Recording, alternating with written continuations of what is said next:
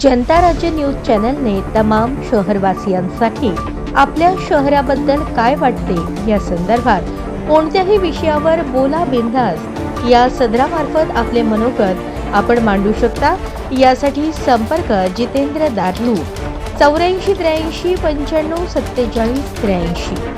बोला बिंदास या कार्यक्रमात शहराचे प्रख्यात कॅन्सर तज्ज्ञ डॉक्टर शिरीष कुमठेकर यांनी सोलापूर शहरवासियांबद्दल आपले मनोगत व्यक्त करताना ते म्हणाले, हे मनोगत टिपले जितेंद्र दार्लू यांनी। नमस्कार। जनस्वराज्यच्या सगळ्या प्रेक्षकांना या नवीन जनताराज नमस्कार। जनता राज्यच्या सगळ्या प्रेक्षकांना या नववर्षाच्या हार्दिक शुभेच्छा। नुकत्याच आपण सोलापुराची सिद्धरामेश्वराची यात्रा पार पडली आणि हे 20-25 वर्ष आपण सुरू केलेले आहे। आता मित्रांनो, सोलापूर बऱ्याच वर्षापासून हे थोडंसं मागं पडत चाललेलं शहर म्हणून ओळखलं जात होतं। आज देखील जर तुम्ही बघितलं तर प्रत्येक घरातला एखादा तरी तरुण पुण्या, मुंबई किंवा हैदराबाद, बेंगलोर इथं बाहेर जाऊन काम करतो। विशेषतः इंजिनिअरिंग क्षेत्रात ज्यांनी पदव्या घेतलेल्या त्या लोकांना इथं काही रोजगारच मिळत नाही आणि मग ती मुलं नाईलाजाने बाहेरगावी जात आहेत आणि तिथं काहीतरी नोकरी करून कमवत आहेत आणि त्यांचे आपले जे ज्येष्ठ आई वडील आहेत ते सोलापुरात वास्तव्याला असतात। म्हणजे सोलापूर हळूहळू हे रिटायर्ड लोकांचं गाव व्हायला लागलेलं आहे असं माझ्या लक्षात आलेलं आहे। मग सोलापूरची खरं म्हणजे ख्याती अशी आहे की एकेकाळी आशियाचं मँचेस्टर म्हणून हे गाव ओळखलं जायचं। म्हणजे महाराष्ट्रातलं जेव्हा 1960 साली महाराष्ट्र राज्याची स्थापना झाली त्यावेळी महाराष्ट्रातलं चौथं मोठं शहर होतं सोलापूर। म्हणजे मला असं खेदारी म्हणा वाटतं आहे की त्यावेळी आपण कर्नाटकात गेलो असतो तर बरं झालं असतं। की का आपण महाराष्ट्रात राहिलो आणि उपेक्षित राहिलो मला काय कळत नाही आहे।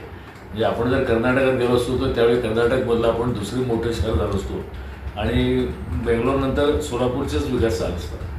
पण काही का असं ना, अनेक कारणामुळं सोलापूरचं नेतृत्व कुठंतरी कमी पडलं म्हणा किंवा आपल्याला आपल्या नेत्यांची साथ लाभली नाही असं म्हणा, काही का कारण असे ना, पण सोलापूर हळूहळू मागं पडत गेलं। एक गिरणी कामगारांचं गाव किंवा गिरणगाव म्हणून ओळखलं जायचं, ती गिरण्या बंद पडल्या, कामगार निघून गेले, कामगारांचे नेते फक्त मोठे झाले इथं पण कामगार काही मोठे झाले नाहीत आणि असं करत करत सोलापूर शेवटी मागं पडत गेलं।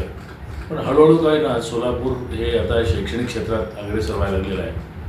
आपला एकमेव जिल्हा असा आहे की ज्याला आपल्या जिल्ह्यापुरती एक युनिव्हर्सिटी आहे, सोलापूर युनिव्हर्सिटी, पुण्यश्लोक अहिल्यादेवी विद्यापीठ, हे आपल्या सोलापुरातच आहे, अशी खास त्याची ओळख आहे। आणि अशा आपल्या गावामध्ये अनेक शैक्षणिक संस्था आल्यानंतर साहजिकच गावाची वाढ सुरू होती। म्हणजे कुठल्याही गावाचा विकास व्हायचा असला तर आधी शैक्षणिक क्षेत्रामध्ये भरीव वाढ व्हावी लागते। म्हणजे जसं पुणे हे एकेकाळी विद्येचं माहेरघर म्हणून ओळखलं जायचं 1960 ते 80च्या काळामध्ये, आणि मग हळूहळू तिथल्या त्या शैक्षणिक क्षेत्रातल्या क्रांतीनंतर तिथं औद्योगिक क्रांती होत गेली। 30 वेळा सोलापूरची आलेली, कारण महाराष्ट्रामध्ये आज जी काही गावं विकसित झाली त्या गावामध्ये आता जमीन घेणं कारखानदारांना किंवा कुठल्या उद्योजकाला जवळजवळ अशक्य झालेलं आहे। पण सोलापुरात मात्र त्या मानाने जमिनीचे भाव खूप कमी आहेत। सोलापूरला सध्या आता समांतर जलवाहिनी झाल्यानंतर भरपूर पाणी पुरवठा होणार आहे। विजेचे आपल्याकडे NTPCचा कारखान्यापासून विजेची कमतरता नाही। इंटरनेट तर आपल्याकडं सगळ्या भारतभर आपल्या देशात पसरलेलं आहे। म्हणजे तिन्ही गोष्टीची सगळी जर पूर्तता झाली तर आपलं गाव हे इन्फॉर्मेशन टेक्नॉलॉजी सेक्टरमध्ये हळूहळू प्रगतीपथावर येईल याची मला खात्री आहे। आणि याला पूरक म्हणून आपला जो विमानतळ आता जो नव्याने जो विकसित केला गेलेला आहे, म्हणजे तसा खूप जुना आहे विमानतळ इथं।